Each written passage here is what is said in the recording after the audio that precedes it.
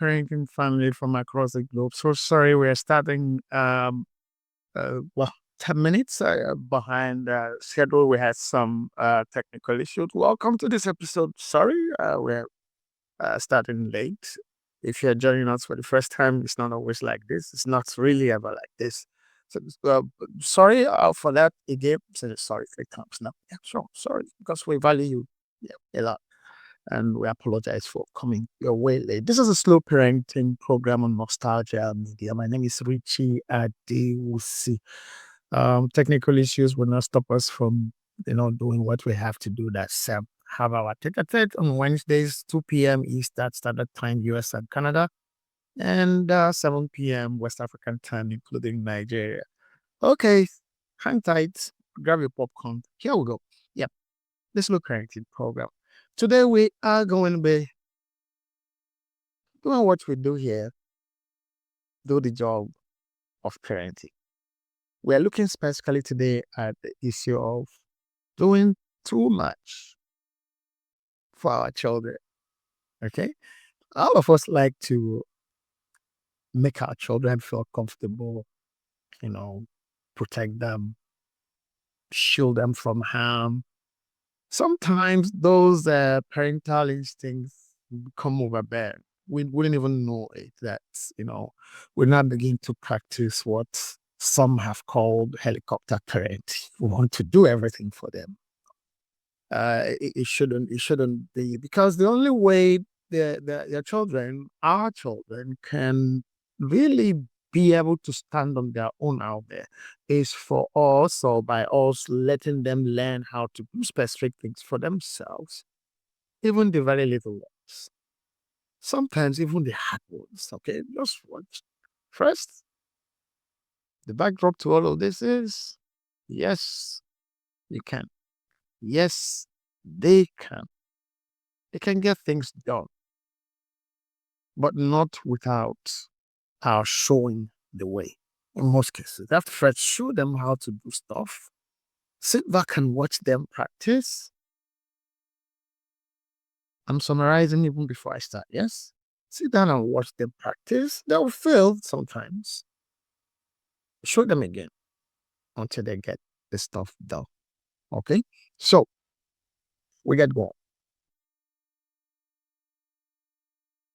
Your child walks up to you, showing a long face, or maybe even crying. The toy has broken. What do you do? Oh, don't worry, I'll buy you another one.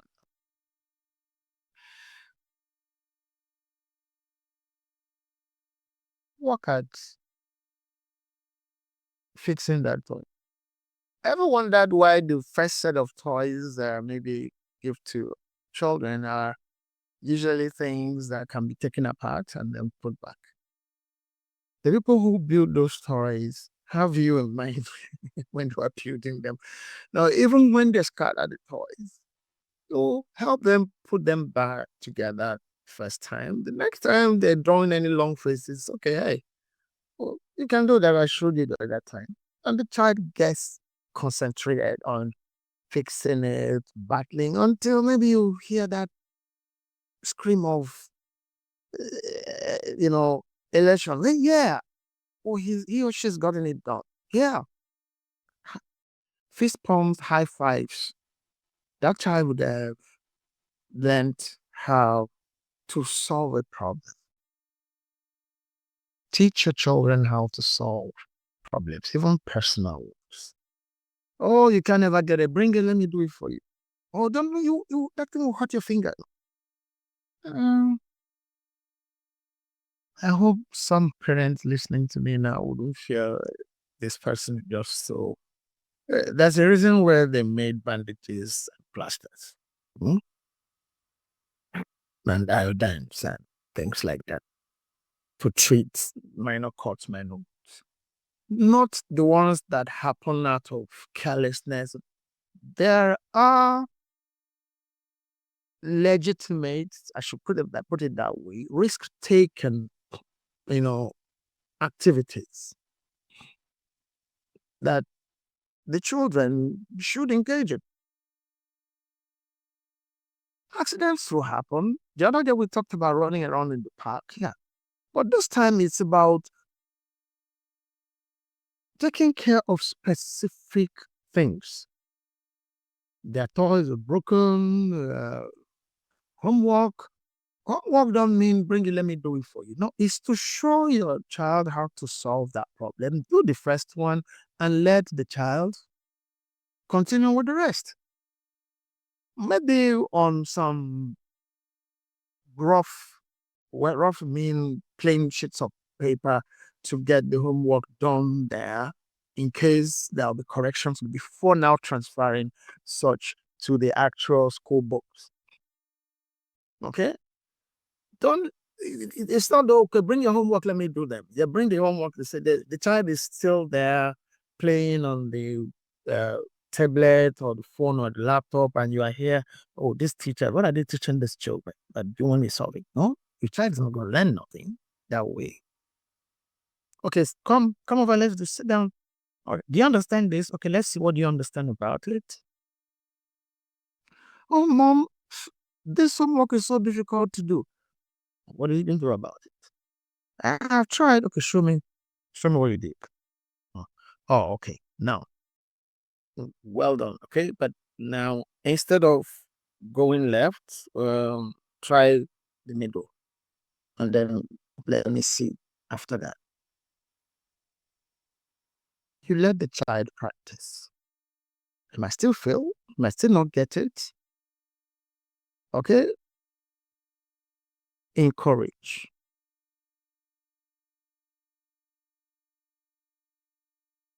Support. Don't take over. Because if you get into the habit of taking over things and doing them on behalf of your children, you're probably going to be doing that for the rest of your life and their life. That's the danger. And then the greater danger is they would have to live with, relate with, move with other people. Our children need to be equipped to be self-reliant in whatever situation they find themselves. Now leveraging on all the partnerships and all the available resources to get to where they're going, not depending on other people wholly. Even when they get into partnerships, boyfriend, girlfriend, husband, wife, partners of every type, your children must be trained to have things they bring to the table. Problems, they must be problem solvers on their own. And those little things that get broken at home, that need to be done at home, that you let them to learn or you teach them to do, become the stepping stones, whatever, the building blocks, with which, not stumbling blocks, the building blocks that they would need to start with. And the little problem solved is a potentiality for solving bigger problems. Okay. We're already having contributions and questions here. This one says, isn't it my job to protect my child from unnecessary frustration or failure?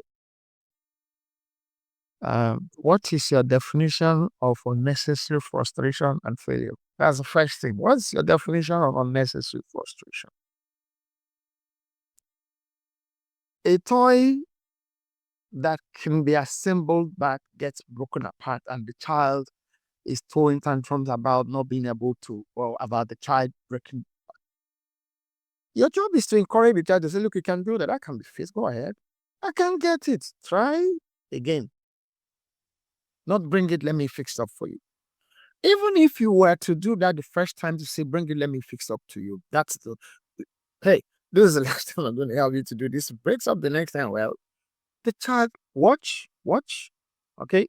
You fix the toy. You sharpen the pencil. Okay. Whatever the chore or the task is that the child is feeling frustrated about. Okay. Show how that problem could be solved, and watch or mentor or supervise that child to get that problem solve on his or her own. That way, you are building people, individuals that will be able to stand their own out there. Remember, that's what's important. You won't be here forever. If forever is a long time, really, you won't live. We wouldn't be everywhere they have to be with them. So, if you're saying, "Isn't it your job?" Is your job to help your child sit in class and concentrate and listen to the teacher and understand the subject? It's not your job. Your job is to pay the school fees, feed him, clothe him, house him or her. But when he goes to school, it's the child's job to concentrate on the schoolwork, which is why when he brings the homework home, yes, it's homework, for that child to know that going back home doesn't mean that schoolwork needs to be forgotten about. That's part of why you have homework. Okay, you're going back to school tomorrow. So there must be a link about what happened in school today and what's going to happen in school tomorrow. For that child to know that he's going to go back to school tomorrow and there's an assignment that is given, okay, you can sit, encourage, you know, support, supervise the child to do it. Don't get into the habit and say, look, he doesn't like mathematics, so let me do it for him. He's never going to like mathematics. He's never going to like writing. He's never going to like, well, he cannot borrow your voice or your mouth to go to read in school, so he has to learn to read. So this might sound funny. It's not funny. You need to unfortunately let them feel that, have that feeling of frustration. What are you going to do? What are you going to do about it? You feel frustrated. I'm bored. This whole thing is not getting. What are you going to do about it? I don't know. Have you tried fixing it? Okay. I tried. Okay, show me how you tried. You sure? Oh, okay, well, next time, that's not the way you should join this other way. Oh, man, I have it, I got it. You go. Next time when that child, oh, man, I can't fix this again. You say, well, you did it the last time by yourself. Remember what I showed you? Oh, yeah, I remember now. Problem solved. But also, they don't get frustrated. It happens, you fix it. It keeps, you are helping them incubate factory frustration. You're helping them incubate reservoir failure. You're helping them learn how to remain frustrated and practice how to be failures. If you feel your job is to shield them, it's full of success. If you didn't get this thing right this time, those who said if you try the first time it doesn't succeed, try again. They're not stupid. They know what they're saying. That a child didn't get to know how to do something the first time, don't mean the child should quit. Okay, examples abound in history over time, generations, about people who try several things, how many times before they succeeded in getting them done eventually, even adults. So, failing on not being able to get something done the first try, the second try, even the third try, 10th or whatever, it's not a definition of failure. You're still in the process of learning how to get that thing done. Let the child understand that. You'll not be doing the child any good by saying, oh, because I don't want him or her to feel frustrated, let me do it. We already said it. You're only preparing that child for heartaches down the road. Another person here says, what if letting my child try leads to a meltdown? Should I still wait it out? What meltdown? On this program, on this project, we always talk about boundaries. Okay? Family values. What are your family values? What are your values that you've shared with your children that everybody understand that in this family, this is who we are about this issue, about that issue? Melt down. When you melt down, you melt up, you melt back up. You thaw, you freeze, or you freeze, you have to thaw to get going, to flow. You don't freeze. Fear freezes you. Frustration freezes. You have to thaw to flow. So there's no story of what if my child, okay, what if letting my child try it? You shouldn't. You are not giving that child. You are not a parent for giving your child the impression that, oh, this is too much for you to do. If the schoolwork says do it, it is not too much. It's in the curriculum. Okay. If the toy book says for age XYZ, it means that that age can fix whatever that toy is. You only show. Take the manual, show the child, okay, read here. What does it say? It says join A to B. Yeah, where's A? The child takes A. Where's B? Pick B. Okay, do what they say. He joins it. Ah, really? So follow the same process for joining the rest. What you get at the end of the day, regardless of where you are in the house, on the home, or on the playground, is the child running to you to come and say, "Mommy, mommy, daddy, I've done it. See, see, see." They would have succeeded. There's no meltdown. Okay? If you are in the habit of getting things done for your children, you are building them up for the meltdown. When you are not available to have them done, or have such things done. Not only that, you are building them up for dependency on others. It's not going to help them. It's not going to help you. It's not going to help society. Build your children to be self-reliant. Okay? Be able problem solvers, thinkers.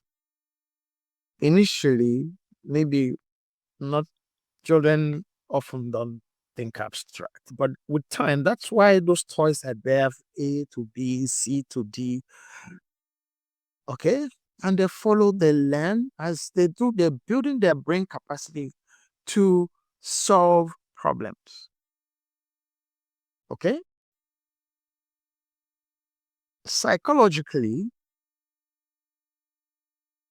they're gaining strength, different types of strength. There's a level of satisfaction we get when we have problems, or when we're able to fix things, when we're able to finish that essay, okay, finish that drawing, okay, arrange that puzzle.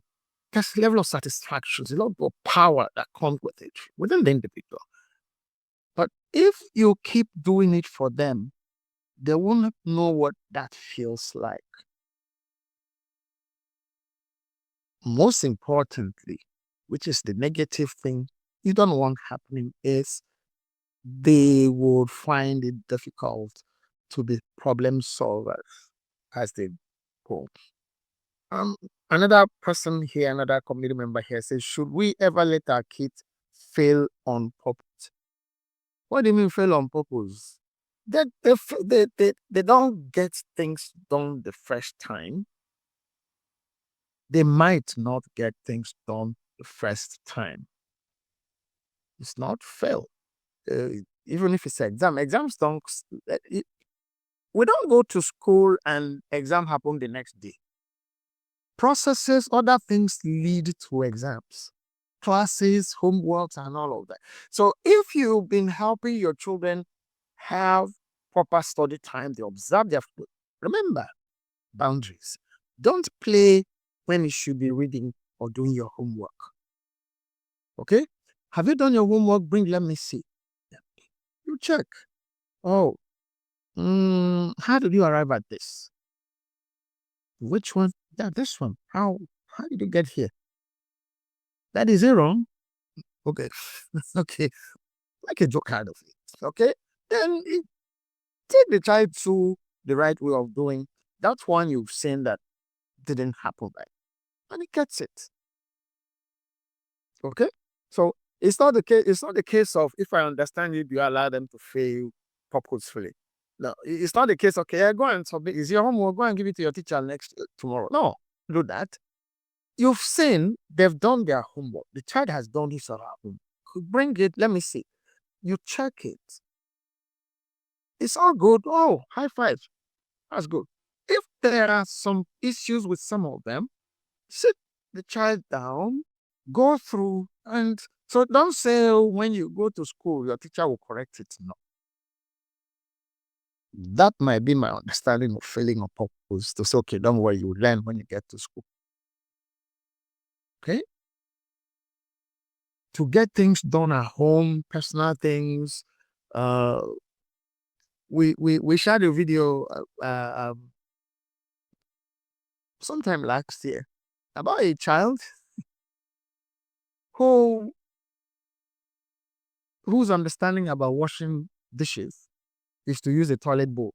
And he was diligent, was seriously concentrated on putting the dishes inside the bowl, flush, and the water will run through the dish. And he brings it out and keep it where the clean ones are. Okay, so it's washing bowl, yes.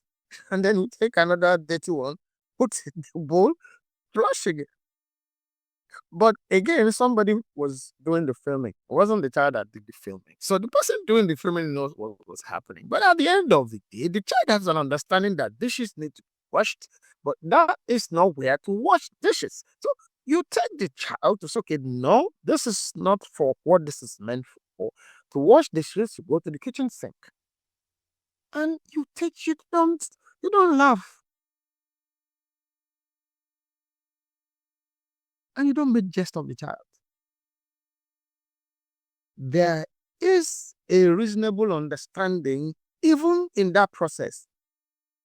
Dishes need to be washed. You need water, and that's a place you have to go, but it's not in the toilet bowl. Okay, you show the child where dishes should be washed and explain why. Don't just show. Explain why you don't wash dishes here. You wash dishes in the kitchen. Okay. Um, We have another member here say, is there a danger that my child will feel abandoned if I don't help them right away? Right away after trying, or they just want the thing done without trying. Getting things done for your children without them trying is not helpful in any way. A child that feels abandoned over that is it's an unhealthy sense of entitlement that is building that you need to dismantle by letting the child know that, yes, you can do this. Okay? You're finding it difficult to do. But try again. Okay, why don't you try it this way? Okay, how did you do it? Shows you said, no, okay, you did it the left side or the right side before. Okay, try the left side. Don't take it and solve, and the child goes off. The child hasn't learned. Okay? Learning is a process. Success is a process, it's not an event. Getting things done takes processes. It's not event. They don't just happen. It's not microwave. Even microwave, you still need to punch in how many minutes. You still need to punch the start button. You still need to open the microwave and put whatever you want. There's a process to everything in life. Everything. Your children need to have that understanding that to get things done, you follow specific processes. Take them through those processes. If they don't understand, don't get frustrated yourself that they don't understand, or you after you are how old you can't do this. Did you show that child that no matter how old, if that's the first time that child is coming across whatever the task is, did you show the child You assume because you see the Joneses' children do the same thing that automatically your child. No, you've not shown this child. Make it a point to say, this is how this is done. Then supervise the child to get it done. Okay? What if my child gives up easily and says, I can't? How should I respond? Oh, really? You can't? Why can't you? It's still in line with all we've been saying. You can't. Why can't you? Each time I try, the thing doesn't stay the way it should stay. Okay. Uh, why don't you try to turn it upside instead of downside? Try turning it upside. The child will get it. Supervise, supervise, supervise. Support, support, support. Mentor, mentor, mentor. Don't take over. Don't take over. Don't, oh, I'm shielding them from frustration, from feeling inadequate. No. Feeling inadequate is a good thing to get you on your off your butt to get the thing done the right way.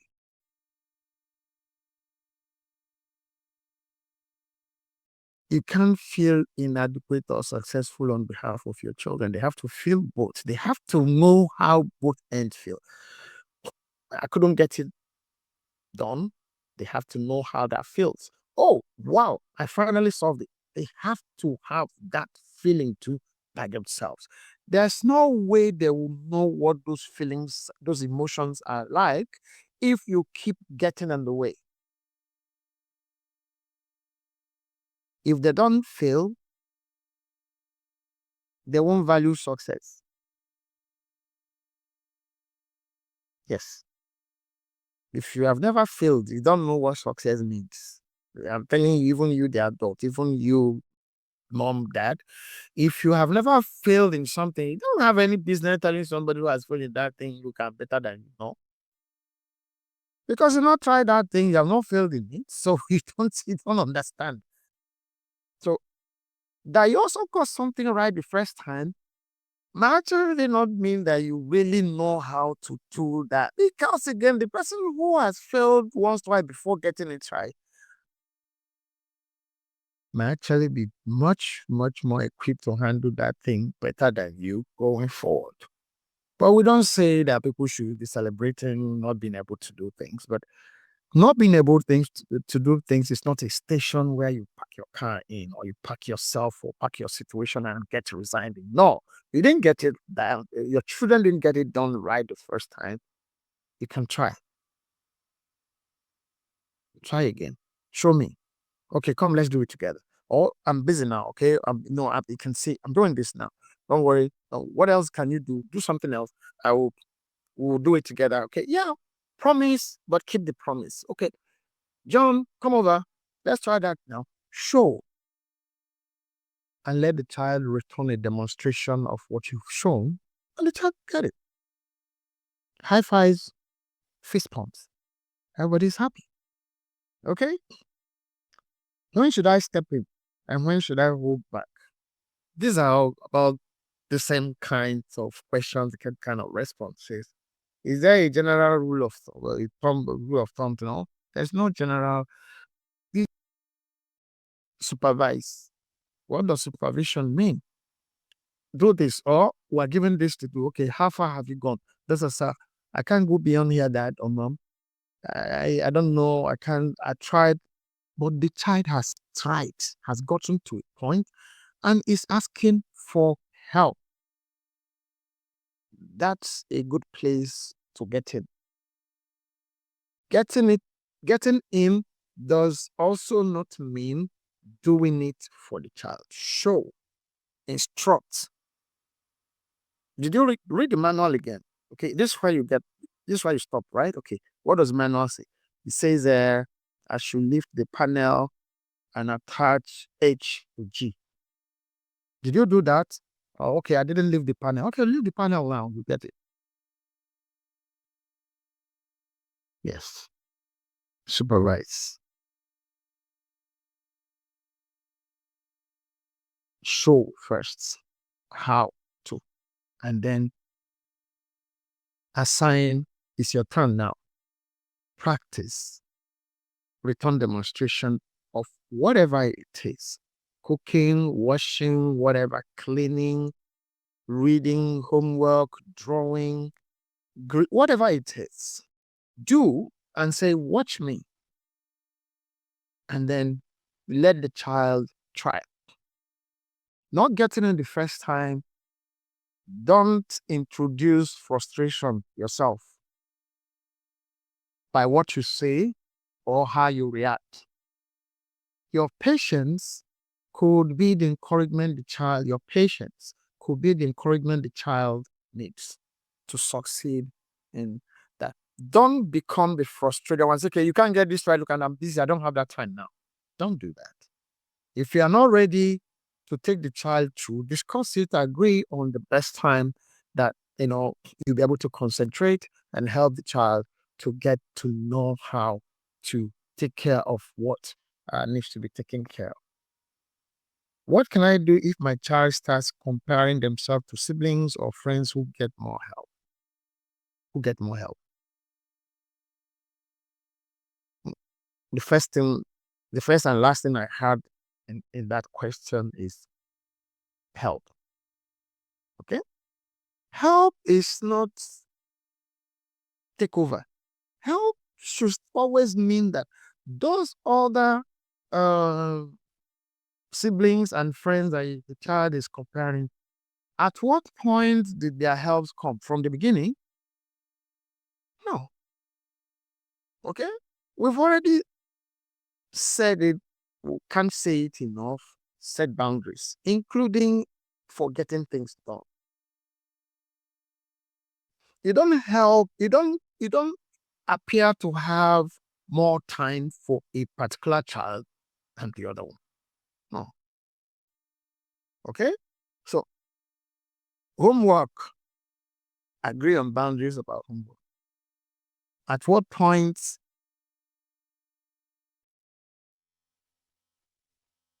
you do your homework, you're going to bring your homework for me to see that they have been done.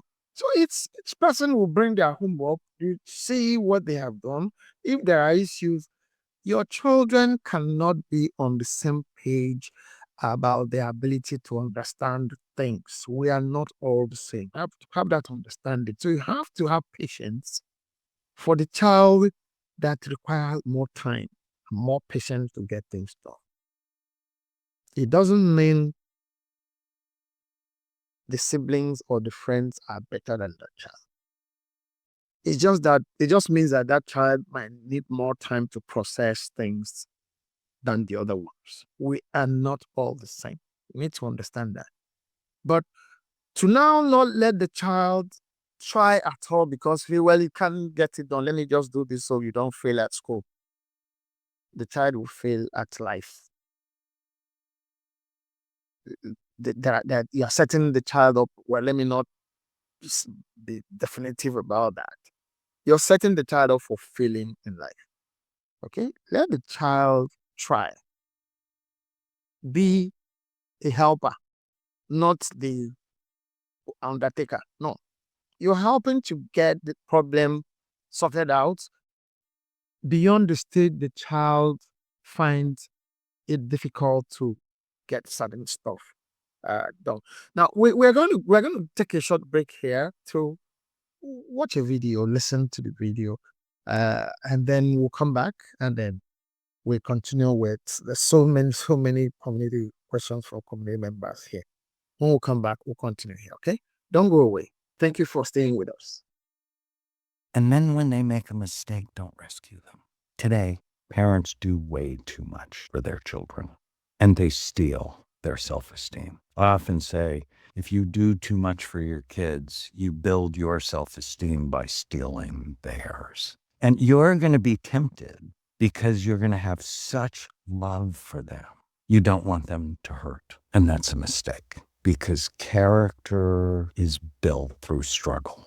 Character and self-esteem are built by feeling confident you can solve problems. So when a child says, I'm bored, rather than, well, we could do this, or we could do that, or we could do this, go, I wonder what you're going to do about it. And then when they make a mistake, don't rescue them. Today. Welcome back.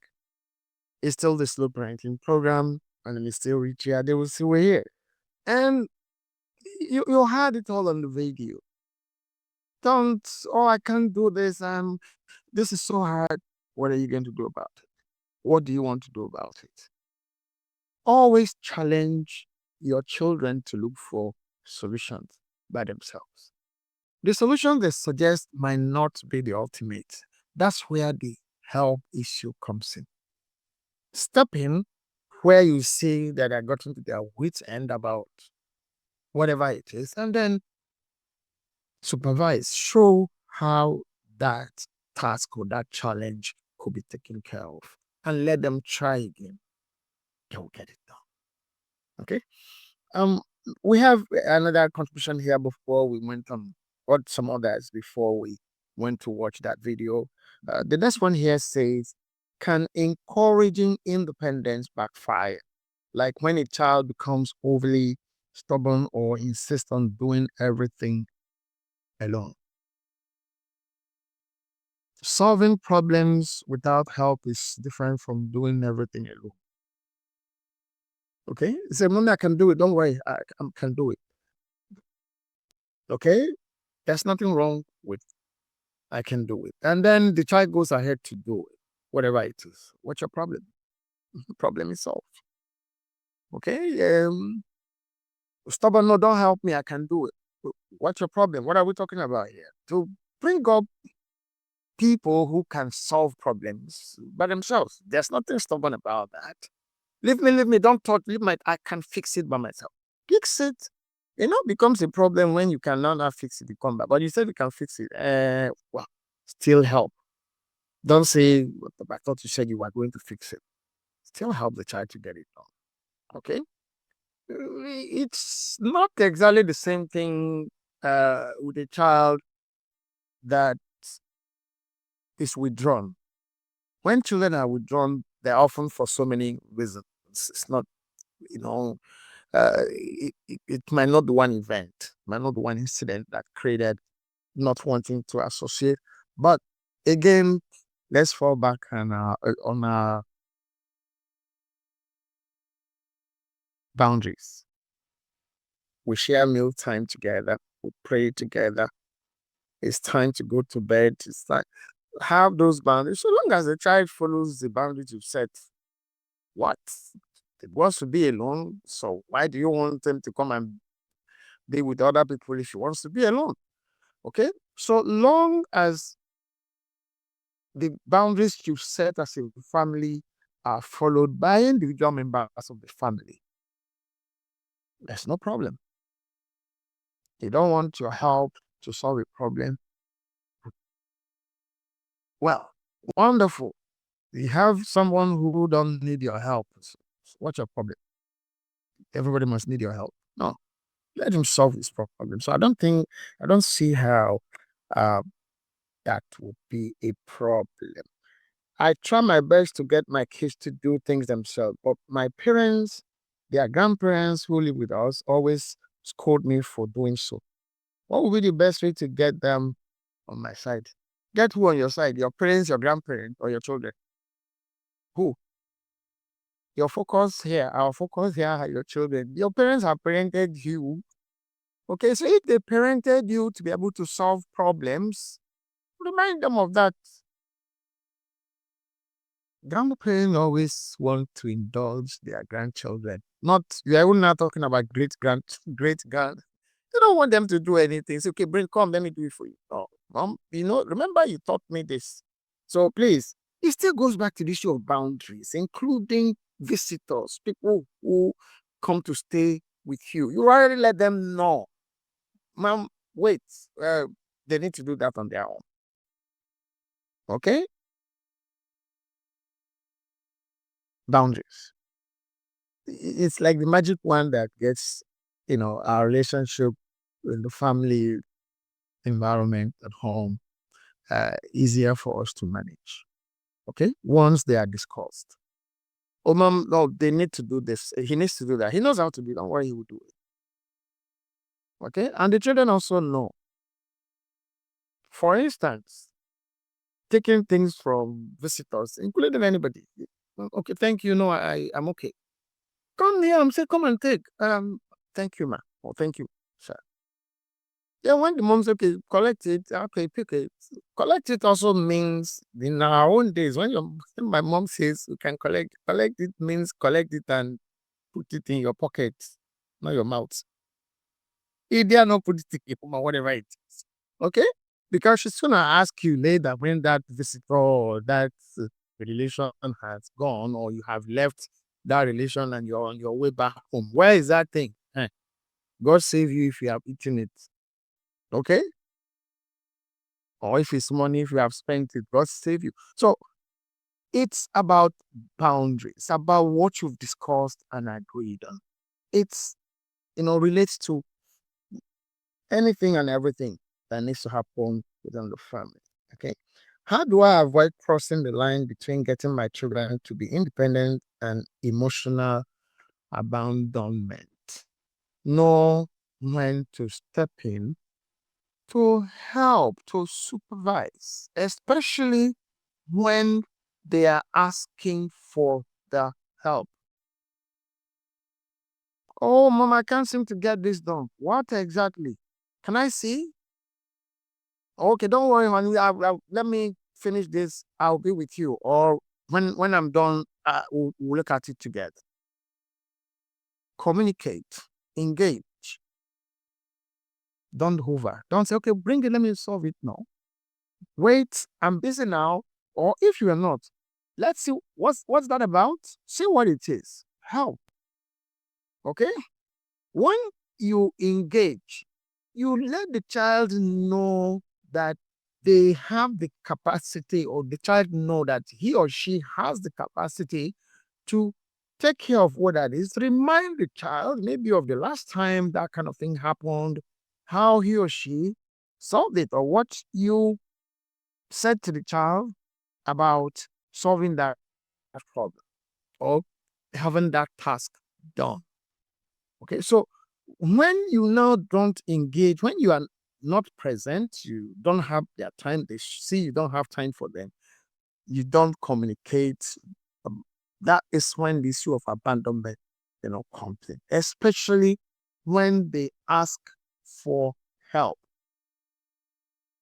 When your children ask for help, evaluate the help they are asking for, and then supervise or support as appropriate.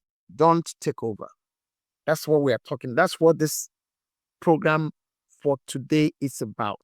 Don't replace yourself with your children over their tasks, over things that they should learn how to do. They can't jump from uh, crawling to sprinting in 100-meter race competitions. No, they must crawl, learn to just take those little baby steps, practice, practice, practice. Okay? So don't back them and run the race for them, carrying them on your back. It wouldn't help them. They will be looking for people to carry them on the back for the rest of their lives. You don't want that. I don't know any parent that wants that. Okay? Is this approach different for boys versus girls? Should I expect the same level of independence from both? Why would you think that there should be a difference from how girls should understand things and how boys should understand things? No, don't bring the gender thing into your children. Your children, they need to have an understanding of. There's no difference in anybody. You have two hands. I have two hands. You have brain. You have ears. You have eyes. You have mouths. You can smell things. Okay, so you can solve problems. It doesn't matter who you are. Let your children know that it's actually how you let them relate to themselves that they play out the gender thing when they are with other people. If you make your girls feel that there are some things that they are inadequate, that they are not equipped to do, that's how they're going to grow. That's how they're going to relate with other people outside. If you make your boys to feel that they are the only ones who are supposed to do certain kinds of things, that's not what kind of thing that their sisters, that's how they are going to grow and relate with other females they come into relationship with as they grow. So you have to be gender blind when you are taking your children to getting used to getting things done, whatever,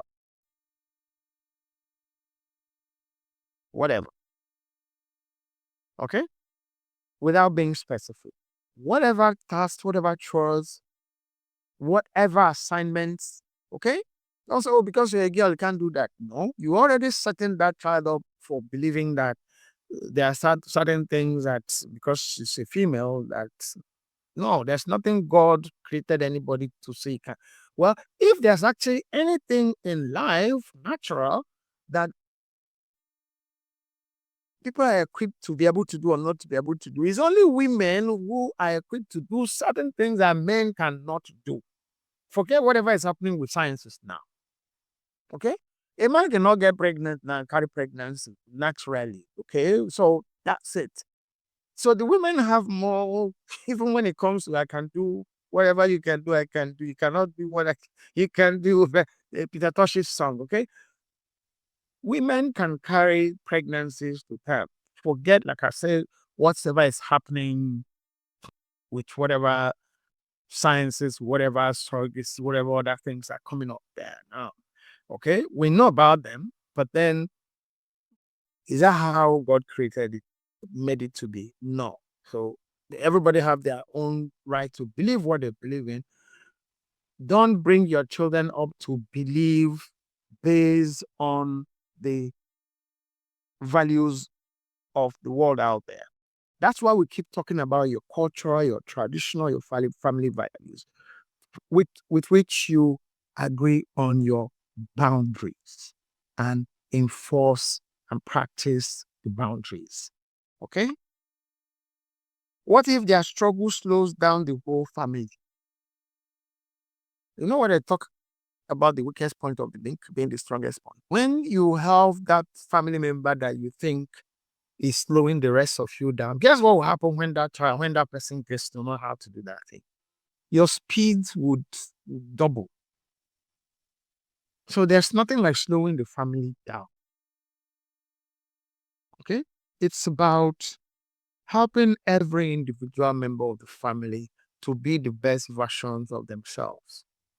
Everybody might not have the same passions for everything, but know your children, know what they have passion for, know what they are not so keen about. Don't force people to do things they don't like doing because you feel that this is what you must do, this is what is best for you. Engage your children individually to know what they like to do, what they wouldn't like to do, and why. If you have any contrary views about those things, discuss them.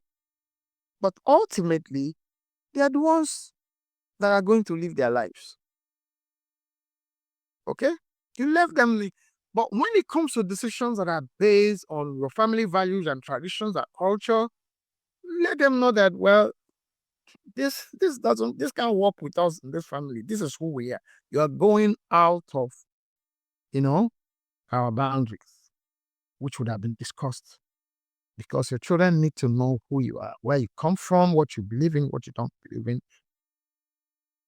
But when it comes to individual choices about study, about career, about dresses, those are different, those are not consequential things that you should say, oh, you must dress, you must wear black because I like to wear black.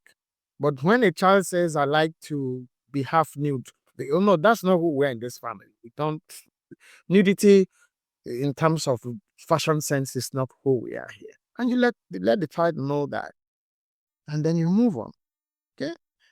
So there's nothing like, again, I always tell parents, be ready. There would always be that one child that would try you, meaning would stretch. Again, so long as whatever the stretching is on is within your agreed boundaries. It's just like that child just is not just uh, up for the pace, okay? Or discuss and also discuss with other members of the family why this person's own issues need to be different in that particular issue area. Not things that go outrightly outside of your family values, your cultural values, and your traditional values, or even your legal codes. Okay? So, sorry again, we started late today, but then we come to that time where we tell you bye bye. That that's it for our show for today. Thank you for being here with us. We still appeal, please, please subscribe to our program and share if you found what we discuss of interest. Share to your family members, your colleagues, your associates, and invite them over to join us. The next time we'll be here is every Wednesday, 2 p.m. Eastern Standard Time, US and Canada, and 7 p.m. West African Time, including Nigeria. Okay, till we'll come your way again. It's still the Slow Parenting Program. My name is Richie Adewusi. Bye bye.